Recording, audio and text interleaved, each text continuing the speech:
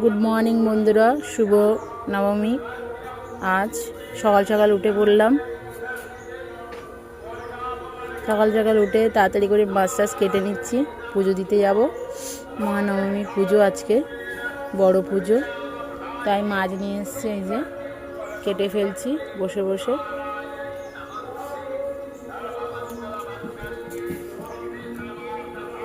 মাছগুলো কেমন দেখতে হয়েছে বলো।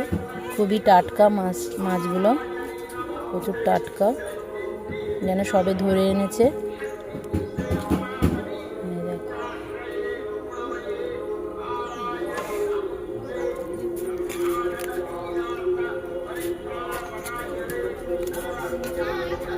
কতগুলো কেটেও নিয়েছি, পিস পিস করে নিয়েছি।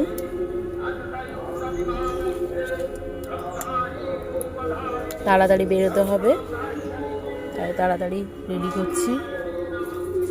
তোমরা তাড়াতাড়ি জয়েন হও বন্ধুরা, কমেন্ট করো মাছগুলো কেমন দেখতে লাগছে বলো। মাছ কাটা হয়ে গেছে, রেডি।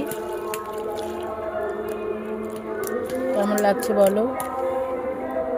আর এইদিকে চিংড়ি মাছও নিয়ে এসেছি, এই চিংড়ি মাছগুলো কাটবো। চিংড়ি মাছগুলো খুবই টাটকা, তাড়াতাড়ি করে কেটে নেব।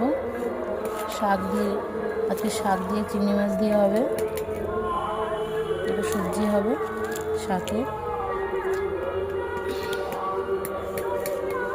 চিংড়ি মাছ দিয়ে আলু দিয়ে রান্না। দেখো বন্ধুরা, চিংড়ি মাছ কেটে ফেলেছি। ঠিকঠাক কাটা হয়েছে না অবশ্যই তোমরা বলো, আর চিংড়ি মাছগুলো কেমন দেখতে লাগছে সেটাও বলো।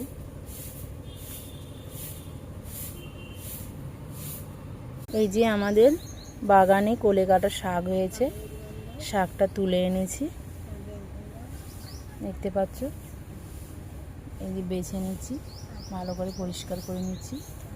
কোলে কাটা শাক, তোমরা কে কে কোলে কাটা শাক খেয়েছো বলো। কোলে কাটা শাক খেলে কিন্তু খুবই ভালো, শরীরে রক্ত হয়, এবার শরীর ভালো থাকে।